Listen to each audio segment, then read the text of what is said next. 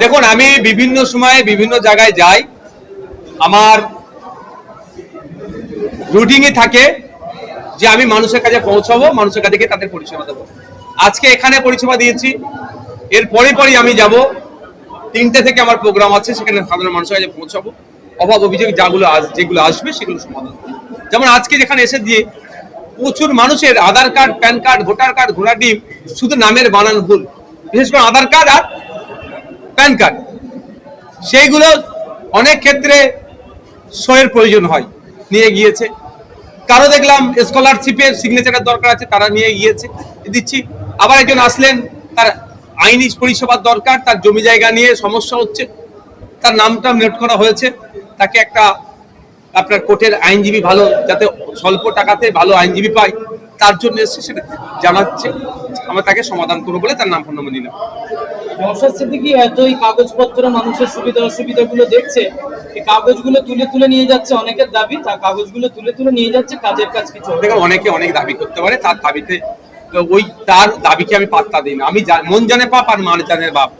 আমাকে যেগুলো আসছে, আমার এখতিয়ারের মধ্যে যেগুলো হয় সেগুলো তৎক্ষণিক করে দিই, অন্যথায় তার নাম ঠিকানা নোট করে রাখি, কিভাবে তার সমাধান করা যাবে সেগুলো আমি বাতলে দিই। অনুব্রতর ছদ্মবেশে ভাঙড়ের এক তিনি কংগ্রেসের নেতা, এখন বর্তমানে তৃণমূলে, আপনাদের মহিলা কর্মীকে ফোন করে যেভাবে হস্তক্ষেপের ভাষা, কি করবেন? ধৈর্য ধরুন না,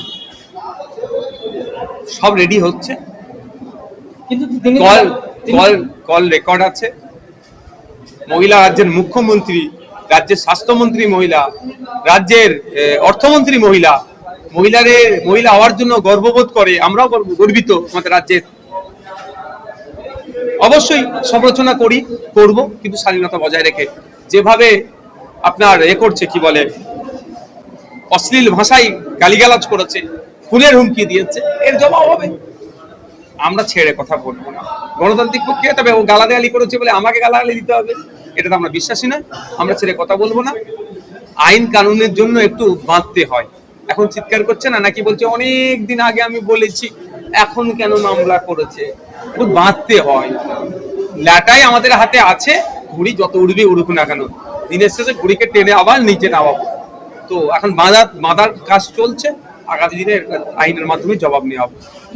সেই নেতা তো দাবি করলো যে আপনি যে 21 সালে তার সমস্ত পরিষেবা আপনি তার কাছ থেকে নিয়েছেন, তার গাড়ি থেকে শুরু করে যাবতীয় পরিষেবা আপনি কাজ করেছেন, তার আপনার এমএলএ হবার পিছনে তার হাত রয়েছে। দেখুন, একটা কথা বলি, কেউ যদি অসত্য কথা বলে কি করবে? অস্বীকার করার কোনো জায়গা নেই, আমি অস্বীকার করি না, অসত্য কথা বলি না। 2021 নির্বাচনে কংগ্রেসের হয়ে তিনি নয়, একজন ভদ্রলোক, আমার মতো হালকা পাতলা শরীর, বয়স্ক লোক, তিনি মেন লিডার ছিলেন। আমাকে বেশ কয়েকটি প্রোগ্রামে তারা এসেছে, স্টেজে বক্তব্য দিয়েছিল। যেহেতু আমরা সংযুক্ত মোর্চা করেছিলাম, কংগ্রেস ছিল বলে তাকে সুযোগ দিয়েছিলাম, মানে এই নয় সে হোতা বলে দাবি করবে। আর গাড়ির কথা যেটা বলছেন, আমি এদেরকে পাত্তা দিই না। আমি গাড়ির নিশ্চিতভাবে যখন চড়েছি, আপনারা ভিডিও অনেক করেছিলেন, ওনার গাড়ির নাম্বার আর আমি যে গাড়িতে চড়েছি গাড়ির নাম্বারটা মিলিয়ে নেবেন।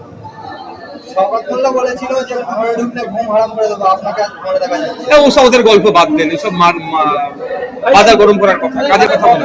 একটা ভিডিও ভাইরাল হচ্ছে যে তৃণমূলের এক নেতা বউ নিয়ে পালিয়েছে, এই জায়গায় আপনি কি বলবেন? সমাজ ব্যবস্থান কোথায় গেছে বুঝতে পারছি। এগুলো নোংরামি, এই নোংরামির জবাব, এটা সামাজিক নোংরামির জবাব। রাজনৈতিকভাবে সামাজিকভাবে আমাদেরকে নিতে হবে। Trinamool, BJP, CPM, Congress, ISF নয়, এটাকে বন্ধ করতে হবে। বাংলাদেশের সঙ্গে জোট নিয়ে আপনি চিঠি করেছিলেন, এখনো পর্যন্ত চিঠি কতদূর গেল? এই মাস্টার অব্দি দেখো। গতকাল দেখলাম সাঁতরাগাছি একজন ফ্যামিলি পুলিশের হেনস্থা হয়েছে, বাচ্চার ওটি ছিল, একজন ছোট্ট বাচ্চা, সেই গাড়ি ধরে আটকে রাখার কারণে সে বাচ্চার ওটি হলো। কি বলবো? জবাবটা তো আমাকে আমার প্রশ্নটা কেন জিজ্ঞাসা করছে? এটা তো তৃণমূল কংগ্রেসের সুপ্রিমোকে জিজ্ঞাসা দরকার, পুলিশ মন্ত্রীকে জিজ্ঞাসা করা দরকার। অনৈতিক, অন্যায় ভাবে পুলিশ আজকে মানুষের উপরে জুলুম নির্যাতন করছে। পুলিশের একটা অংশ তোলা তুলতে ব্যস্ত হয়ে যাচ্ছে, পুলিশের একটা অংশ, সবাই নয়। আবার অনেক পুলিশ সিট দ্বারা সোজা রেখে 16 ঘন্টা, 15 ঘন্টা, 14 ঘন্টা ডিউটি করে যাচ্ছে আপনাকে আমাকে নিরাপত্তা দেওয়ার জন্য। যারা সিট দ্বারা বিকিয়ে দিয়ে পুলিশ কোর্টের বাইরে গিয়ে তোলা তুলছে, তাদের বিরুদ্ধে আইনত ব্যবস্থা গ্রহণ করা দরকার। কারণ পুলিশ মন্ত্রী এটা নিয়ে কি করে দেখি। আমি ওই ঘটনাকে তীব্র নিন্দা ধিক্কার জানাচ্ছি। আরে মানবিকতার একটা গ্রাউন্ড থাকা দরকার। দেখুন অনেক সময় আইনকেও আমরা দেখো এড়িয়ে যাই। আইন মিন্স যে এটা অনুচিত, ধরো না আপনার সিগন্যাল আছে, গাড়ি ঢুকিয়ে দিয়েছে, কিন্তু এমার্জেন্সি থাকলে আমরা দেখতে পাই না, ওই গাড়িকে ছেড়ে দেবে। আমাদের ক্ষেত্রে আমরা সিগন্যাল দাঁড়িয়ে আছে, পিছনে লাল কাপড় উড়াচ্ছে, আমরা কি একটু এগিয়ে গিয়ে গাড়িটাকে ছেড়ে দিই? কেন? সিগন্যাল ফেল হয়ে যাবে তো। কিন্তু ওখানে সিগন্যাল ফেলটাকে আমরা ছোট্ট হিসাবে, লঘু হিসাবে ধরি, আর ওই যে এমার্জেন্সি পেশেন্টটাকে আমরা ওখানে আমাদের মুখ্য বিষয় হিসাবে দেখি, যে এমার্জেন্সি পেশেন্টকে আগে ছেড়ে দিতে হবে। তো এই যে সাঁতরাগাছি যে ঘটনা ঘটেছে, এটা কাঙ্ক্ষিত ঘটনা নয়, এই ঘটনাকে মেনে নেওয়া যায় না। আমি নিন্দা ধিক্কার জানাচ্ছি, এবং প্রশাসনের ওই কর্তার বিরুদ্ধে আমার মনে হয় হাওড়া সিটি পুলিশের উচিত হবে তদন্ত করা। লাস্ট কোশ্চেন, যে দুর্গাপুজোর চাঁদা নিয়ে একেবারে বিভিন্ন জায়গায় আক্রমণ করতে হচ্ছে, কি বলবেন? দেখুন আমাদের সংবিধানের এই ধরনের প্রভিশন নাই।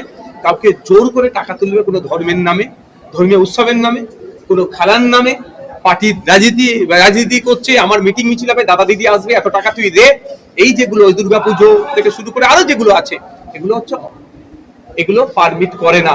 যারা করছে তাদের বিরুদ্ধে আইনত ব্যবস্থা নেওয়া দরকার। লাস্ট প্রশ্ন, অপারেশন সিঁদুরের পরে আজকে ভারত পাকিস্তান ম্যাচ হতে চললো, আপনি ভারতীয় হিসেবে কি? আমি একটা কথা বলি, যারা গল্প শোনাচ্ছিল এতদিন ধরে এখানে খেলবো না, তার সেখানে খেলবো না, এখানে খেলছে কেন? ওরা ব্যবসায়ী, ওরা ভোট ব্যবসার জন্য ভারতের, আমাদের দেশের, আমরা খেলবো না বলে চিৎকার করেছে। এখন ব্যবসায়ী ভাটা পড়ে যাচ্ছে। দেখুন কোন চ্যানেলে এটা খেলাটা দেখাচ্ছে, খোঁজ নিয়ে দেখুন। এই যে অনলাইনে আমরা দেখি না, প্রায় 1.5 কোটি মানুষ, 2 কোটি না 10 কোটি মানুষ একসাথে খেলা দেখি, 10 মিলিয়ন থেকে শুরু করে আরো বেশি মানুষ একসাথে খেলা দেখি না। ওইটা ইনকাম কার হয়? কোন একটা চ্যানেল মালিকের। সেই চ্যানেলের মালিকটা কে দেখুন? মোদিজির ঘনিষ্ঠ বন্ধুদের মধ্যে একজন। দেখছে ব্যবসায়ী ভাটা পড়ে যাচ্ছে, ওই জন্য হোক। আমাকে যদি ব্যক্তিগত বলে, আমাদের অবস্থান শব্দ একটা হওয়া দরকার। পাকিস্তানের সাথে খেলবো না, তো খেলবো না যতদিন ওরা মানুষের মতো মানুষ হচ্ছে, খেলবো না ততদিন। ওরা মানুষ আগে হবে, তারপরে ওদের সাথে খেলবো। আর ওরা যতবারই খেলে আমাদের ওদেরকে হারাই তো। বাচ্চাদের সাথে খেলে লাভ নেই, ব্যবসার জন্য ওদের সাথে খেলছে। আর আপনি কি বলছেন আজকে আমরা জিতছি? বারবার আমাদের কাছে পাকিস্তান পরাস্ত হয়েছে, এবারেও পাকিস্তান পরাস্ত হবে।